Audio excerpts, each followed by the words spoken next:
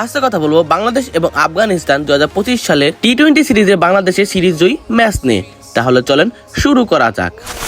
যেখানে আফগানিস্তানের হয়ে প্রথমে ব্যাটিং করতে আসে সিদ্দিকুল অটুল এবং ইব্রাহিম জাদ্দান, এবং তারা দুজনে এসে প্রথম দিক থেকে অনেক দায়িত্বশীল ব্যাটিং শুরু করে, যার ফলে আফগানিস্তান প্রথম পাওয়ার প্লে শেষে বিনা উইকেটে 35টা রান আদায় করে নেয়। পাওয়ার প্লে শেষে তারা দুজনে আরো আক্রমণাত্মক ব্যাটিং শুরু করে, কিন্তু সিদ্দিকুল অটুল 19 বলে 23 রান করে ক্যাচ আউট হয়ে যায়। এমনকি এরপরে ইব্রাহিম জাদ্দানও বেশিক্ষণ টিকতে পারেনি, 37 বলে 38 রান করে সেও আউট হয়ে যায়। এরপরে তারিখুলও বেশিক্ষণ টিকতে পারেনি, 4 বলে 1 রান করে সেও আউট হয়ে যায়। যখন রসুলি 9 বলে 14 রান করে ক্যাচ আউট হয়ে যায়, তখন আফগানিস্তান সম্পূর্ণভাবে চাপে পড়ে যায়। কিন্তু আফগানিস্তানের হয়ে লাস্টের দিকে ওমর জায়ের 19 এবং মোহাম্মদ নাবির ঝড়ো 20 রানের উপর ভিত্তি করে আফগানিস্তান 20 ওভার শেষে 147টা রান করতে পারে, যেখানে বাংলাদেশের দ্বিতীয় ওভার থেকে উইকেট পড়া শুরু হয়। 7 বলে 2 রান করে আউট হয়ে যায় তানজিদ হাসান তামিম। এমনকি সেদিন পারভেজ হাসান ইমনও বেশিক্ষণ টিকতে পারেনি, 5 বলে 2 রান করে সেও আউট হয়ে যায়। এরপরে সাইফ হাসান কিছু আশার আলো দেখালেও সেও বেশিক্ষণ টিকতে পারেনি, 14 বলে 18 রান করে সেও ক্যাচ আউট হয়ে যায়। এবং এরপরে বাংলাদেশে হাল ধরতে আসে শামীম হোসেন পাটুরি, এবং সে প্রথম দিক থেকে এসে অনেক আক্রমণাত্মক ব্যাটিং শুরু করে, এবং যার সাথে ভাগ বসে অপর প্রান্তে থাকা জাকির আলী অনিক। তাদের দুজনে দায়িত্বশীল ব্যাটিং এর ফলে বাংলাদেশ কিছুটা চাপ মুক্ত হয়, কিন্তু এরপরে 25 বলে 32 রান করে আউট হয়ে যায় জাকির আলী অনিক। এরপরে বাংলাদেশে হাল ধরতে আসে নুরুল হাসান সোহান, কিন্তু অপর প্রান্তে থাকা শামীম হোসেন পাটুরি 22 বলে 33 রান করে ক্যাচ আউট হয়ে যায়। এরপরে 11 বলে 10 রান করে আউট হয়ে যায় নাসুম আহমেদ। এরপরে যখন রিশাদ হোসেন 2 বলে 2 রান করে আউট হয়ে যায়, তখন বাংলাদেশ কিছুটা চাপে পড়ে যায়। কিন্তু এরপরে শরীফুল হোসেন প্রথম দিক থেকে এসে অনেক আক্রমণাত্মক ব্যাটিং শুরু করে। যখন বাংলাদেশের লাস্ট ওভারে 2 রানের দরকার হয়, তখন শরীফুল আহমেদ এক বাউন্ডারি মেরে এক অবিশ্বাস্য জয় এনে দেয় বাংলাদেশকে।